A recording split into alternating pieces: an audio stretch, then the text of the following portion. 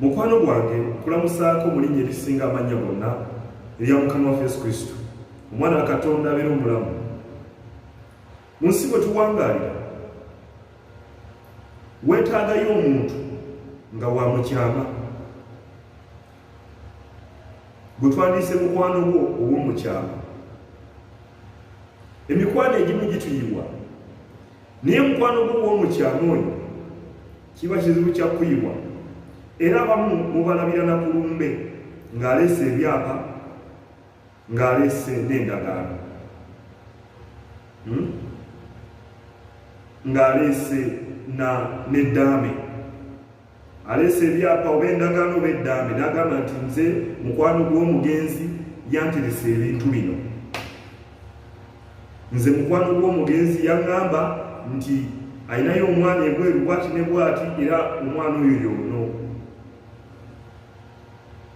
Okitegeera, waliwo abantu betulaba mu kaseera akazibu, najja naga nti nze mukwano gwe ngenda kuyimirira naye, ng'abadde tatambula naye, ng'abadde tabeera naye, nga ne famire oba oliawo temumanyi, naye nga mukwano gwe wa mukyama. Oyo tayinza kulyamu lukwe, era oyo tayinza kulaba famire yo ng'ebonaabona n'asirika. Tayinza kulaba ng'oyita mu kizibu n'asirika. Nedda, mukwano gwo ow'omukyama. Ng'ovudde ku bano b'otambula nabo abakwagalako emigaati, nga bw'olaba Yesu abamu be yatambulanga nabo nga bamwagalako migaati. Waliwo mikwano gye tuba nagyo ng'akwagala olw'ekyo ky'oli, kubanga olina ssente, kubanga olina ffeemu, oli sereebu, naye nga bwe biggwawo togenda kuddamu kumulaba. Example ya RK, essaawa zino ali mu kkomera, ne waliwo ne be yakolera ennyimba nga yaziwandiika nabo bajjeyizi baani nga bamwerabira mu kiseera ekyo eky'obuzibu. Wangi waliwo mikwano gyo nga togenda kugiraba. Yesu Kristo balina bwe baatuuka ne bakuba emiggo, ne bamwambula ne bamuswaza. Tetwaddamu kulaba abayigiriza 12 be yali nabo, tetwaddamu kubalaba. N'abaaliwo nga Peetero yamwegaana, nga buli amubuuza nga nti ani, simumanyi, simulabanga nako. Gundi gw'obadde naye nti nedda, simumanyi. Naye ng'oyogera ng'omu ku babadde naye nti nedda, oyo simumanyi, simulabanga nako. Temunsibaako na muntu oyo.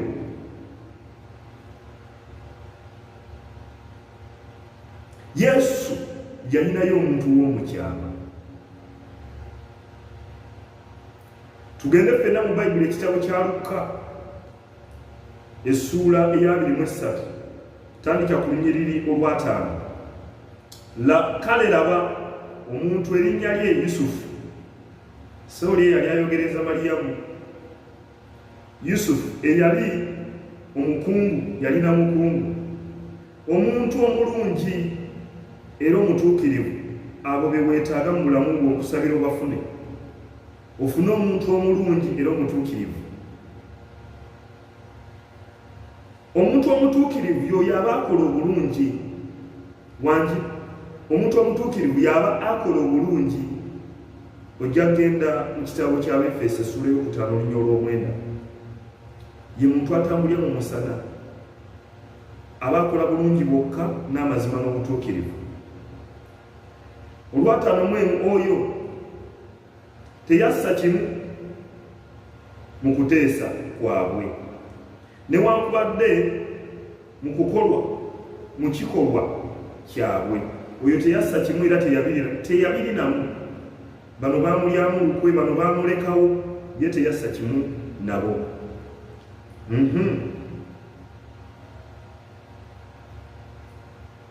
Owe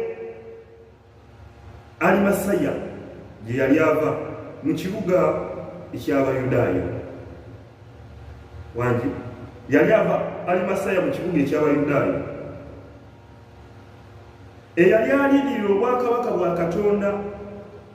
Owulira omuntu alindirira obwakabaka bwa Katonda, y'oyo atambulira mu bulungi, mu butuukirivu.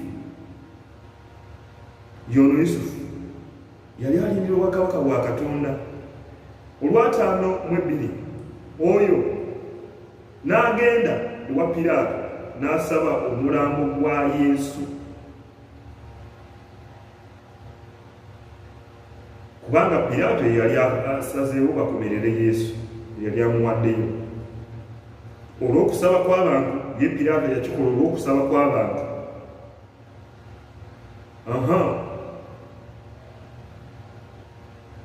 N'amuwanula n'amuzinga mu lugoye olwa bafuta. Ezo bafuta zaabanga za bbeeyi ebiseera ebyo, mwe yamuzinga. Yamuwanulayo abalala bonna nga tebakyaliwo, amuzinze mu lugoye olwa bafuta olw'ebbeeyi. N'amussa mu ntaana eyabajjibwa n'ejjinja, omutagalamizibwanga muntu. Yamuteeka mu ntaana ey'ebbeeyi nga temuli na muntu yenna yali agalamiziddwa. Oyo ye muntu gwe weetaaga mu bulamu, ng'asobola okujja mu mbeera abantu batamusuubira, bonna bwe banaaba baddukidde, nga n'abalala b'ennyala ne bawanda, ye ng'agamba nedda. Awo wennyina okukwata awawunya wangi. Oyo muntu gwe weetaaga.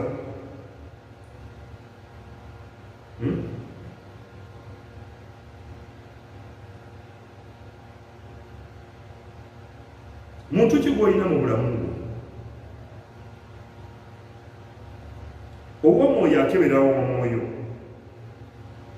kebera mu bantu bw'olina obeeko n'omuntu ow'omukyama, nga ne bw'oba otuuse mu kizibu tagenda kudduka, agiramu ekyo ekizibu abantu bwe batamusuubirira nga bonna baddusi.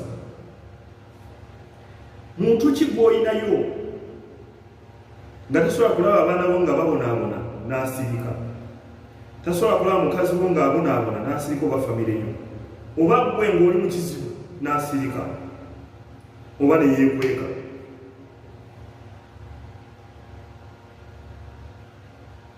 Nga takugoberera lwekyo ky'oli oba lwa migaati gy'akulyako.